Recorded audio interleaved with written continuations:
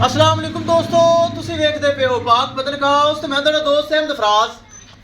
दोस्तों किसे भरा वीर नूं 40 लीटर तक जानवर चाहिए होवे, ए चेक करो ब्रीड एवर जानवर जिन्हों कहते 3 टाइम चुआई वाला जोड़ा लाया सी।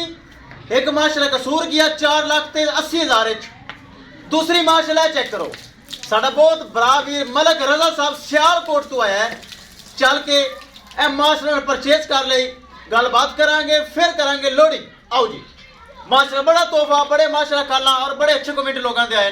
अस्सलाम वालेकुम जी। अपना नाम दसो जी। जी मेरा नाम मलक रजा। मलक साहब जी तुसी मेरे फॉलोवर हो? जी बिल्कुल। कदों दे हो? मैनू हो गए 4 साल। 4 साल दे मेरे फॉलोवर हैं। तुसी मेरी वीडियो देखी, बयाना सेंड किया, बिल्कुल मौके ते आए। बिल्कुल मेन चीज है दसनी जो कि नेट ते देखा मौके ते चीज कम नजर आई है ज्यादा मजीद अच्छी नजर आई? नहीं मजीद अच्छी नज़र आई है। तुसां कोऑपरेट किया है साडे नाल, ਤੁਹਾਡੀ ਚੀਜ਼ ਵੀ ਅੱਛੀ ਹੈ। ਜਿਹੜੀ ਤੁਸੀਂ ਗੱਲ ਕੀਤੀ ਹੈ ਉਹੀ ਗੱਲ ਨਿਕਲੀ ਹੈ। ਉਹੀ ਗੱਲ ਨਿਕਲੀ? ਉਸ ਗੱਲ ਨਾਲ ਵੀ ਅੱਛੀ ਗੱਲ ਨਿਕਲੀ ਤੁਹਾਡੀ। कोई धोखा फ्रॉड तो नहीं होया? ਨਹੀਂ ਕੋਈ ਧੋਖਾ ਫਰਾਡ ਨਹੀਂ।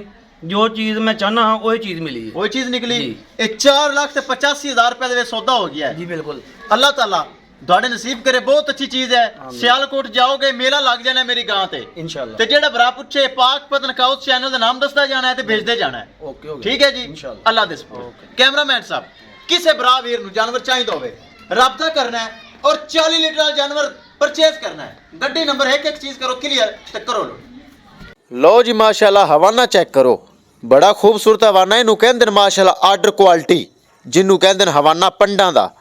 माशाल्लाह अल्लाह ताला भाई दा नसीब करे, बहुत अच्छी चीज चेक करो, बड़ा बड़ा जानवर। लो जी करिए लोडिंग, विखाइए गड्डी नंबर एक एक चीज करिए क्लियर। मलक रजा साहब सियालकोट वाले सारे भरावां नूं सलाम, सारे भरावां नूं सियालकोट वाले सलाम। माशाल्लाह 2 मज़ैल चुके, 2 मज़ैल ही माशाल्लाह चल गया, सेल हो गए दोवें। किसे मेरे भरा वीर नूं मजीद जानवर चाहिए होवे राबता करके परचेज कर सकता है इंशाल्लाह। दोस्तों मिलांगे एक नई वीडियो दे नाल। अपने फराज दोस्त नूं दे इजाजत, अल्लाह निगहबान।